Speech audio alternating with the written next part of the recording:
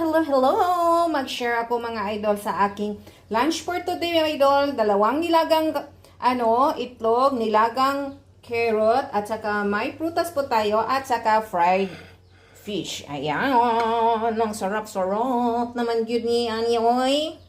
At saka hindi magpahuli ang ato ang nilagang okra. Ayan, ang sarap-sarap naman yun ni. Ayan, No rice po tayo mga idol. Ganon po tayo for today. Diet din pag may time, no?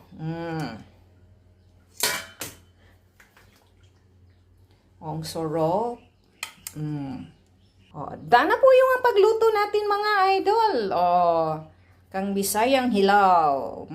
Umuusok pa sa init bagong luto sa tinaing manggunit sa lubot mo sirit. Di ba? Thank you.